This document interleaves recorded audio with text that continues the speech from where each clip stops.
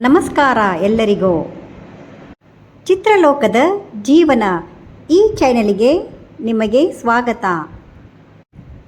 ನಾನು ನಿಮಗೆ ಇವತ್ತು ಕನ್ನಡ ಚಿತ್ರರಂಗದ ಇತಿಹಾಸದಲ್ಲಿ ತಮ್ಮದೇ ಆದ ಛಾಪು ಮೂಡಿಸಿದ ತಮ್ಮ ಗಂಭೀರ ಧ್ವನಿ, ಅದ್ಭುತ ಅಭಿನಯ ಮತ್ತು ಭಯಾನಕ ಖಳನಾಯಕ ಪಾತ್ರಗಳ ಮೂಲಕ ಕನ್ನಡ ಸಿನಿಪ್ರಿಯರ ಮನಸ್ಸಿನಲ್ಲಿ ಅಚ್ಚಳಿಯದ ಸ್ಥಾನ ಪಡೆದಿದ್ದ ಮಹಾನ ನಟ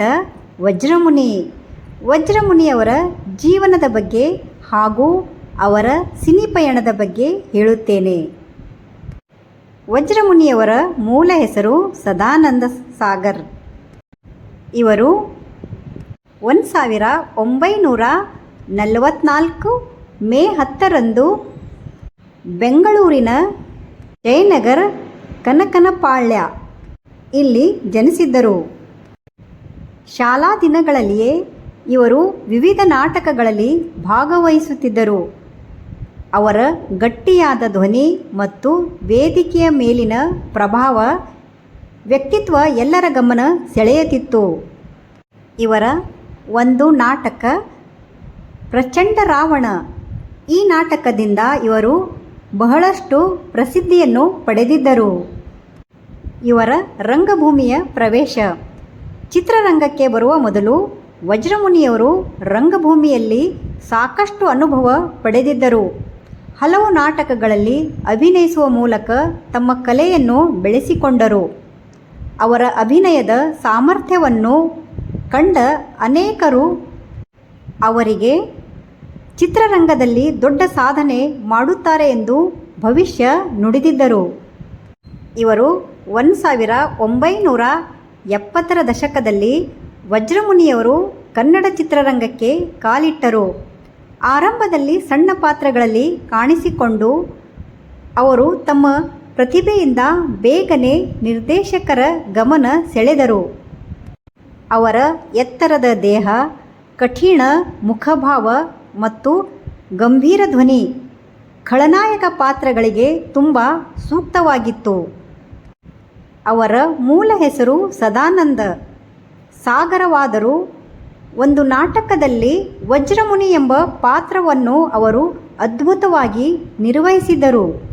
ಆ ಪಾತ್ರವು ಜನಪ್ರಿಯವಾದ ಕಾರಣ ಮುಂದೆ ಸದಾನಂದ ಸಾಗರ ಎಂಬ ಹೆಸರು ಮರೆತು ಹೋಗಿ ಎಲ್ಲರೂ ಅವರನ್ನು ವಜ್ರಮುನಿ ಎಂದೇ ಕರೆಯಲು ಆರಂಭಿಸಿದರು. ಕನ್ನಡ ಚಿತ್ರರಂಗದಲ್ಲಿ ಅನೇಕ ಖಳನಟರು ಇದ್ದರು. ವಜ್ರಮುನಿಯವರ ಸ್ಥಾನ ವಿಶಿಷ್ಟವಾಗಿತ್ತು. ಅವರು ಕೇವಲ ಕೆಟ್ಟ ವ್ಯಕ್ತಿಯ ಪಾತ್ರ ಮಾಡುತ್ತಿರಲಿಲ್ಲ, ಪ್ರತಿಯೊಂದು ಪಾತ್ರಕ್ಕೂ ಜೀವ ತುಂಬುತ್ತಿದ್ದರು. ಅವರ ಕಣ್ಣುಗಳ ನೋಟ, ಧ್ವನಿಯ ಏರಿಳಿತ ಮತ್ತು ಸಂಭಾಷಣೆ ಹೇಳುವ ಶೈಲಿ ಪ್ರೇಕ್ಷಕರಿಗೆ ನಿಜವಾಗಿಯೂ ಭಯ ಹುಟ್ಟಿಸುತ್ತಿತ್ತು. ವಜ್ರಮುನಿಯವರು ಕನ್ನಡದ ವರನಟ ಡಾಕ್ಟರ್ ರಾಜ್ಕುಮಾರ್ ಅವರೊಂದಿಗೆ ಅನೇಕ ಚಿತ್ರಗಳಲ್ಲಿ ನಟಿಸಿದ್ದಾರೆ. ರಾಜ್ಕುಮಾರ್ ನಾಯಕನಾಗಿದ್ದರೆ ವಜ್ರಮುನಿ ಪ್ರಬಲ ಖಳನಾಯಕನಾಗಿ ಕಾಣಿಸಿಕೊಳ್ಳುತ್ತಿದ್ದರು. ಈ ಜೋಡಿ ಕಾಣಿಸಿಕೊಂಡ ಚಿತ್ರಗಳು ಬಾಕ್ಸ್ ಆಫೀಸ್ನಲ್ಲಿ ದೊಡ್ಡ ಯಶಸ್ಸು ಗಳಿಸುತ್ತಿದ್ದವು. ಅವರಿಬ್ಬರ ನಡುವಿನ ಮುಖಾಮುಖಿ ದೃಶ್ಯಗಳು ಇಂದಿಗೂ ಸಿನಿಪ್ರಿಯರ ನೆನಪಿನಲ್ಲಿ ಉಳಿದಿದೆ. ಹಾಗೂ ಕನವರ್ಧನ್ ಅವರೊಂದಿಗೆ ವಜ್ರಮುನಿಯವರ ಅನೇಕ ಚಿತ್ರಗಳಲ್ಲಿ ನಟಿಸಿದ್ದಾರೆ. ವಿಷ್ಣುವರ್ಧನ್ ಅವರ ಸಾಹಸ ಮತ್ತು ವಜ್ರಮುನಿಯವರ ಖಳತನದ ನಡುವಿನ ಸಂಘರ್ಷ ಪ್ರೇಕ್ಷಕರಿಗೆ ವಿಶೇಷ ರೋಮಾಂಚನ ನೀಡುತ್ತಿತ್ತು.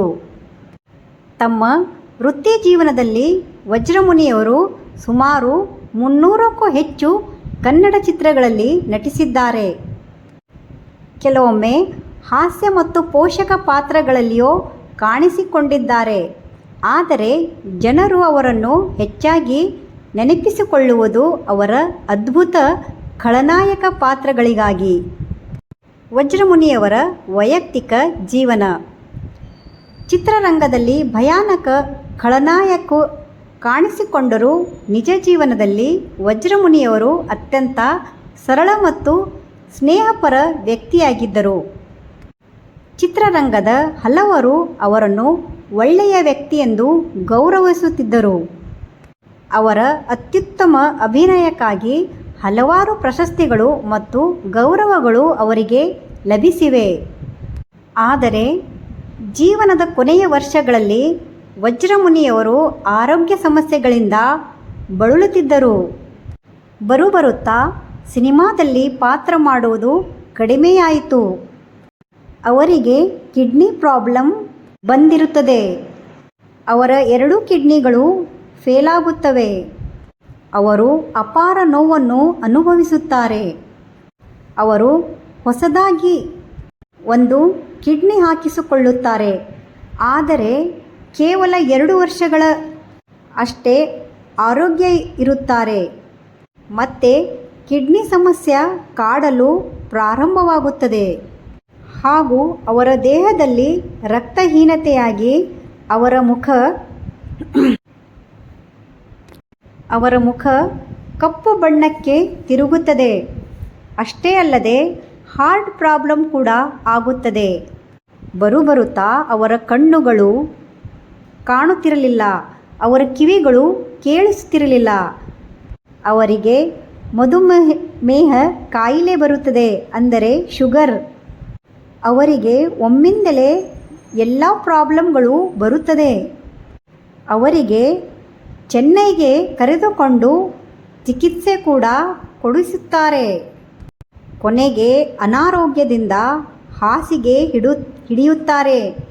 ಇವರು 5-6 ವರ್ಷ ಹಾಗೆ ನರಳುತ್ತಾರೆ.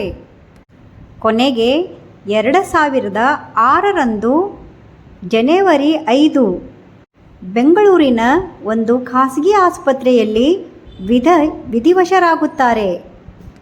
ಇವರು ಸಿನಿಮಾದಲ್ಲಿ ಕೇಡಿ ಪಾತ್ರ ಮಾಡಿದ್ದರೂ ನಿಜ ಜೀವನದಲ್ಲಿ ಒಳ್ಳೆಯ ವ್ಯಕ್ತಿಯಾಗಿದ್ದರು.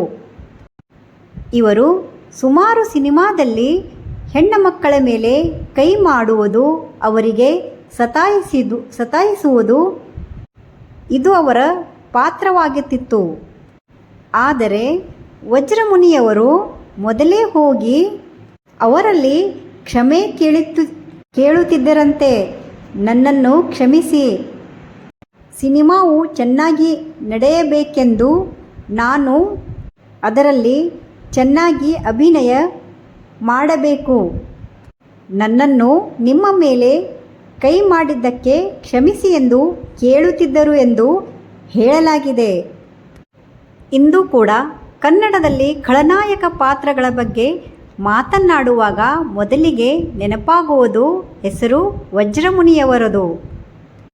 ಕನ್ನಡ ಚಿತ್ರರಂಗದ ಶ್ರೇಷ್ಠ ಖಳನಟರಲ್ಲಿ ಒಬ್ಬರಾಗಿ ಬೆಳೆದ ವಜ್ರಮುನಿಯವರ ಜೀವನ ನಿಜವಾಗಿಯೂ ಪ್ರೇರಣಾದಾಯಕವಾಗಿದೆ.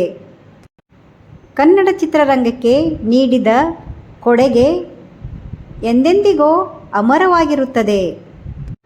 ಕಲಾವಿದರು ಸಾಯಬಹುದು, ಆದರೆ ಅವರ ಕಲೆ ಎಂದಿಗೂ ಸಾಯುವುದಿಲ್ಲ. ಈ ಮಾತಿಗೆ ವಜ್ರಮುನಿಯವರೇ ಅತ್ಯುತ್ತಮ ಉದಾಹರಣೆ. ಧನ್ಯವಾದಗಳು.